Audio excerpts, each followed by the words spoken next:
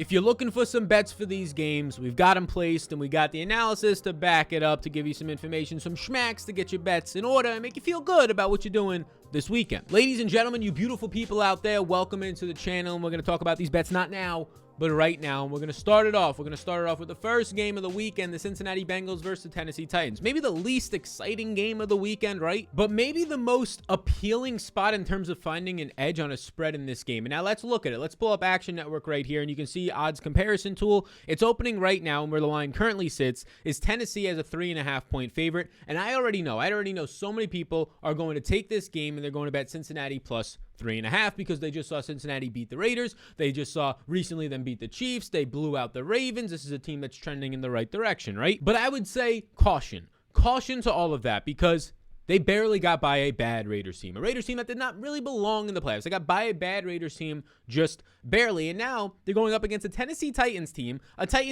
may I remind you, this exact same Titans team that beat the Chiefs, the Bills, the Colts, and the Rams in consecutive weeks, 4 weeks in a row. Yes, that Titans team is now healthy. A.J. Brown is back. Julio just looked the best that he's looked all year in their final game of the season. Their defensive line is getting healthier, and yes, Derrick Henry is expected back for this game. So I'm looking at this with the Bengals getting even more injuries to an offensive line that was bad. An offensive line that ranks dead last, 32nd in the NFL in protection rate this year, and a Tennessee defensive line from when they played Cincinnati last year has massively improved. So I think Tennessee has the advantage in the trenches on the defensive line, definitely when it comes to run blocking on their offensive line versus the Bengals offensive line. You add in the extra week off that they had to get healthy. You add in somewhat of the home field advantage, and a 3.5-point spread is where I'm at in this game. And if Derrick Henry is able to return to form and return for this game to himself, he gets a Bengals defense that ranks bottom 8 in the NFL. They rank bottom 8 in the NFL in run defense, and they rank borderline bottom 5 in tackling. And you have to be able to tackle in the playoffs in Tennessee when it's a little chillier, the bowling ball of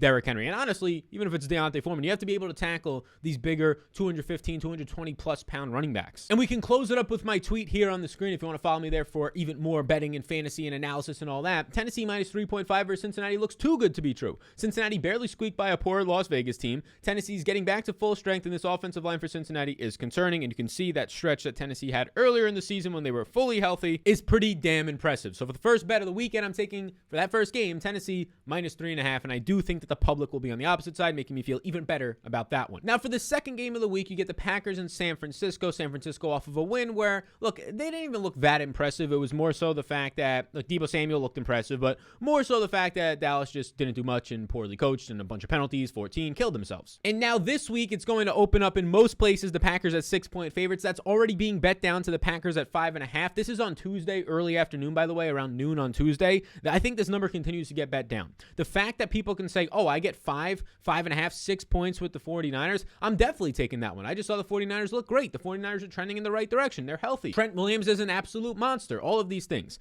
But let me throw some caution to you. Here. And I lean the under in this. I don't have a bet on the under 47. I lean that. This is two of the best run offenses in the NFL. Yes, the Packers rank right now number 1 in rush success rate, very surprisingly. Number 3 in rush EPA. They are a better rushing offense, believe it or not. And now they get David Bakhtiari back and other offensive linemen than the 49ers this year. The 49ers are also top 5, but they're both really good, which is why the under maybe starts to come and play. But that's not where I'm yet placed a bet on this game. I haven't. I've currently taken, or I'm waiting to take, the Packers minus 5.5, but I'm waiting for that number to go down. I do think we get a Packers minus 5. We may even be lucky enough to get a Packers minus 4.5. And if that line is going to continue to move, I will take that. Maybe you have a middling opportunity if you want to take the plus 6 on San Fran and then get the Packers minus 4.5 and try and get that middle. But the big thing that people have to keep in mind is this recency bias. There's a reason why the Packers were the number 1 seed and they got the bye, right? There's a big reason why that happened, because they were the best team in the NFC and likely the best team in football based on odds to win the Super Bowl. And the San Francisco 49ers were not. Now these teams played each other very closely in week 3 when it took a Rodgers late game comeback to end up winning the game,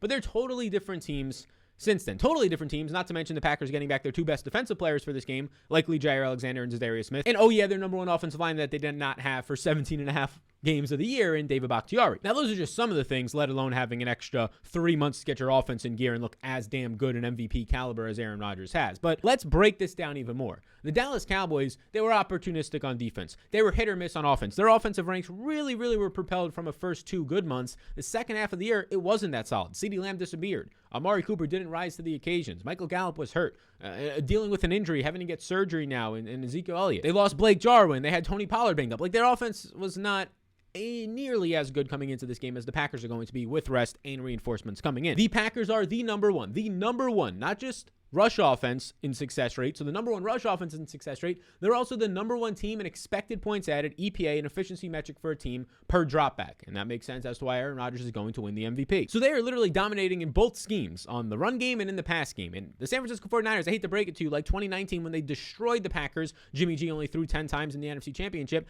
They don't have an elite secondary anymore. That secondary was top 2 in the NFL with the New England Patriots, led by Richard Sherman. They don't have that anymore. They are one of the worst secondaries in the NFL. Devontae Adams in week 3 had a career game against them, and I don't see how that changes. And the Packers are now getting Randall Cobb back, which that might not mean much to you, but a playoff veteran who Rodgers and the Packers can rely on 3rd or 4th down and out of the slot to win a matchup and pick up 5 yards to keep the chains moving is pretty damn important compared to Equanimeous St. Brown being out there or Allen Lazard. So the way that I see this game, I like the Packers, but obviously they're big favorites. I'm not taking the money line. I don't like that number. The way that I see this game playing out is the Packers get up and Jimmy G is going to have to play out of a deficit, and I don't know if I believe that that's going to happen. Now, there's an obvious case for why the 49ers can win this game. There's a pretty obvious case as to why they couldn't, and it's exactly what happened in 2019 on offense. You get Elijah Mitchell, who's now seen in 6 straight games, 20-plus carries. He's seen 24.5 opportunities on the ground per game over the last 6 weeks. You get him running the ball. You get Deebo Samuel, who has looked like the best running back in football, and that is not tongue-in-cheek, the best running back in football on a per-touch basis. When he's been in the backfield this last month and a half to 2 months, he gets back there and he starts creating chaos like he did for these Dallas linebackers. Now, that's how they win. They force explosive plays there. You hit the play-action passes to a Brandon Ayuk and to a George Kittle, and you have success. I understand the format and not just how they win, but how they can cover this game. My stance is that I don't think the San Francisco 49ers defense can stop this Packers offense, and I think that this Packers defense is much different than 2019 when the 49ers were able to do that. A big difference is that, one, they have strong safety play who both of those guys can tackle. The second thing is that their linebackers can tackle. The best add of the entire offseason in Campbell, a linebacker for them, former Atlanta Falcon, who is the all-pro linebacker team, he can tackle. He is the best tackling linebacker in the NFL. That is going to help this week. So I take the Packers, whatever number they end up at on Saturday. I don't think it's going to move in the opposite direction. Right now they're -5.5. We hope that it gets to -5 or -4.5. That's where I'm going on this one. I'm taking the 2-1 seeds. It might seem, oh, that's obvious. No, I think the money's going to be on the opposite side, or at least the percentage of tickets. Now, as we move into the Sunday games, I want to let you know about the sponsor of the program today, and that sponsor is going to be PrizePicks.com. It is a player prop site. You can take the over-under on player props for not just NFL, but a bunch of sports. But I got some taken for this weekend's playoff games. And if you use the code SAL, and you're going to be watching with a bunch of people at the bar, your family, your friends, tell them to use the code SAL as well. They get a free bet, limited time offer for this weekend, up to $100. So a free bet match up to $100. You have to deposit, which you're going to play, and then you get that free bet match up to $100. Code SAL, simple, S-A-L, on PrizePicks.com. You do it right now, you can cash in on that. On PrizePicks, I currently have $50 in play on this prop. I have Allen Lazard under 40.5 receiving yards and Tyler Boyd under 48.5 receiving yards. Tyler Boyd is not being used downfield. He's a touchdown or bust player right now for fantasy purposes and DFS, Daily Fantasy Sports, but for props, he is not being used downfield. He'll see in this game like he has about 5.5 targets per game, and he's not getting more than 10 yards down the field. Outside of him breaking one big play, I like the under here. And Allen Lazard, I think, blocks a lot more this week. I think they're going to need to get a lot more out there with the 49ers pass rush, especially if Bosa is able to clear concussion protocol. So I take Lazard under 40.5 because not only is he going to have to block more, one of the best blocking wide receivers in the NFL up there with Godwin and Cooper Kupp and Robert Woods and Zach Pascal and these guys, right? Not only is he one of the best blocking wide receivers that gets used in line like a tight end a lot, Randall Cobb is also back, who I think they're going to give the veteran a lot of time out of the slot, say 20 routes or so. So I take the under on Lazard and the under on Tyler Boyd. You can combine those together. You use the code SAL. Me, you, your friends, your family, your brother, your mother, your sister, your aunt, your uncle, we all win some dollar rooskies. Be sure to use the code SAL on PrizePicks.com so you get your instant free bet. You beautiful person, get that. So let's now move into the Sunday slate where we end up having the Rams and the Buccaneers. And if we pull up the Action Network's odds comparison tool, I think a trendy bet this week is going to be the Rams are +3, they're underdogs. I think a trendy bet is going to be just taking their money line. I'm not on that right now. I prefer personally the under in this game. I currently have the under 48.5 right now, but they're saying it opened at 49.5. That might have been like an instant right away line. Everything that I'm seeing is opening at 48.5. So I'm going to take this game under 48.5. Now, earlier in the year, these teams played. It went over this number, right? Tampa Bay got some garbage time going there. But one of the reasons why is since they played earlier in the year, the first month of the season, basically, these teams have completely changed, whether it's because of injuries and really mainly injuries or also just personnel changes. For the Rams, it was Robert Woods' injury one, and it was some offensive line issues. And then it was also just getting back Cam Akers the last couple of weeks and Sony Michel being a good running back. And they've committed to more of a running game. Now they got out big in the wild card round, 17 pass attempts to 32 rushes with their running backs. But this is the offense that they've been running for the last 2 months now. The Rams continue to want to commit to run the ball more and more. They now rank top 10 in rush offense EPA the last 8 weeks, so they should. They're getting back to the Todd Gurley days of effective running and then play action passing working. And that top 10 number since week 8 doesn't factor in the fact that Cam Akers is now back, and he looked damn fucking good last week. Not only out of the backfield, but pass protecting as a receiver down the sideline from the Odell catch, he looked damn good. So I think that, just like we saw last week, we continue to bet these Rams unders, and they continue to bank for us. They won last week. We had that bet for Arizona under 50.5. That ends up cashing. So we continue to bet these Rams unders. We do it because they're going to continue to run the ball. They're not taking as many deep shots downfield. These Odell and Kupp and Tyler Higbee passes are mainly like 5 to 10 yard passes, and they're dinking and dunking to an extent and running the ball. So longer drives means it takes up more time, means there's less possessions, and less possessions means less scoring opportunities on those drives. Well, not on those drives, but in the game. You understand what I'm saying. And on the opposite side of this, the Rams have the number 1 pass rush, a top 8 secondary, and the number 1 run defense. So you're getting Tampa Bay, who, yeah, they beat up on Philadelphia, who has a shaky secondary and a banged up defensive line. Yeah, they beat up on them. Of course, they beat up on the Philadelphia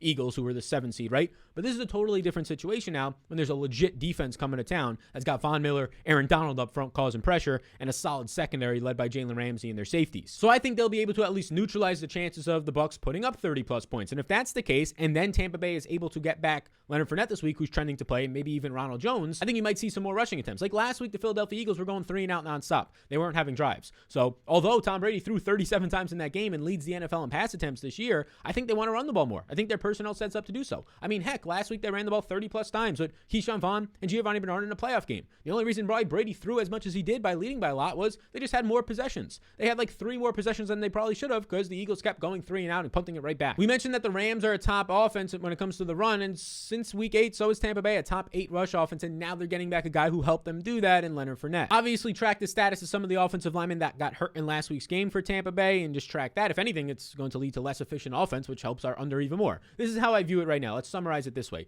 I see 2 very evenly matched teams. 2 very evenly matched teams that are healthy on defense and getting healthier on offense aside from that offensive line issue. So what I'm expecting here is a somewhat slower pace of play, not as many explosive plays downfield, and because of that, I think we're going to see less points. So I take the under 48.5 as our third bet. And now let's finish it up with the Bills and the Kansas City Chiefs. So we finished it up with the Bills and the Kansas City Chiefs. Their over-under right now is at 55. The spread right now is the Chiefs minus 2.5 as home favorites, basically getting the home field advantage baked in, which maybe it doesn't even exist. This is probably more of a coin flip game, which I think there is some value on the Bills at plus 2.5, but I'm not taking that personally. I'm taking the under 55 here. Now let me explain myself, because if you are a student of football or a student of the last times these teams played in the playoffs last year, totally different team since then, or earlier this year, you might say, hey, Sal, they've gone over that number somewhat easily, 62 points in the playoffs last year, 58 points earlier this year. Why do you like the under 55? Well, I would say credit to you for knowing that one. Pat on the back for you beautiful people. But the other thing I would say is let's listen up, y'all, because this is live. Like, these teams have changed. The defenses have gotten better throughout the season. They've gotten a little bit more zoned in, if you will. And the wild card round for these teams, Mahomes having 5 touchdowns in 10 minutes of game action, the maybe best game of all time by an offense from the Buffalo Bills, never punting, kicking a field goal, or turning the ball over, right? 7 touchdown drives, or 6, whatever it was. I can't even keep count. There's so many of them, right? Those big performances likely inflated this number, I would say, by 2 points. Like, this over-under should have probably opened around 52.5 to 53. And then maybe it gets bet up to 54. The fact that it's opening at 55 is because of what you saw last week, even though they did that against far less superior opponents. Now, the New England Patriots defense in general was solid, but they were dealing with some injuries in that game, and they were far outmatched personnel-wise as to what the Chiefs can do to match up against the Bills. And on the opposite side, we already know the Steelers secondary was brutal. Outside of Cam Hayward and TJ Watt, they had nothing going on that defense. So it's inflated because they were facing worse opponents, right? So I come into this one and I say, okay, I think we're getting naturally built in an advantage here, but let's look at some other things now. KC has gone over 55 just once since that Buffalo's regular season game. In the game they did, it took overtime against the Chargers. A really good offense, but it took overtime. The Bills have gone over that 55 number once since they played Kansas City earlier this year. It was against the Tampa Bay Buccaneers, and oh yeah, it took overtime. Both of these teams are top 8 in defensive EPA, and if you go back to the week 8 midway point of the season, both of these teams are top 5 in defensive EPA, and they're both running the ball more than they ever have in the past 2.5 years. And both of their quarterbacks are mobile, which keeps the clock moving. But the other thing, Devin Singletary has become a workhorse back. Whoever it is, Jerick McKinnon, Darrell Williams, Clyde Edwards-Helaire, whoever it is for Kansas City, they're accepting that they need to run the ball more because teams are playing too high safeties. And this Bills defense literally built their defense this offseason to stop Tyreek Hill in the playoffs. That's it, to stop Tyreek Hill. What do you mean, Sal, to stop Tyreek Hill? They put Poyer and Micah Hyde back there, and they built from the back forward specifically. Now, obviously, Tre'Davious White out doesn't help, but it's still built specifically to stop the explosive plays, and the reason they did that was so they can get past the only team they couldn't last year in the playoffs, the Kansas City Chiefs. And who has explosive plays there? Yeah, Mahomes, but Tyreek Hill. They are set up to limit the big plays in this game. And for us as just bettors of the under 55, yes, please limit the big plays. The only concern that I have in this one is the Buffalo Bills offense. Obviously, we just saw what they did. There's not much in Kansas City secondary. It's solid, but there's not much that scares me for them to limit the big plays of Josh Allen and his rocket arm. So is there a chance that Josh Allen can put up 35 to 40 in this game and blow our bet out of the water? There is. But I'm hoping that the Kansas City defense and that pass rush and the ability to stop the run and neutralize and play in a game script where they know pass is coming can leave it so that we hit this under 55. Go ahead and each score 25 points. Win 27-24 and have it somewhat high scoring. Just stay under 55 for us. Those are my bets that I have in place. Yeah, I know most people might say, yeah, there's not enough edges on the board to bet every single game. Honestly, if we're getting it early in the week on a Tuesday, I think that there's some decent edges out there. The one that worries me the most, I would say, is the Packers, just because I do think San Fran has a recipe to maintain and even win that game on the ground. That being said, though, wait until later in the week on that Packers line. Thank you for tuning in this week. I appreciate you all a ton. Be sure to use the code SAL. Tell your mother, your brother, your sister, your aunt, your uncle. Code SAL, S-A-L, on prizepicks.com for a free bet match up to $100 in your first deposit. I appreciate you all a ton. Get that instant match. Get your dollar Ruskies in play. And let's win some bets this weekend. Happy divisional round Saturday and Sunday. See you when I see you, gang, and I'll see you all in the next one.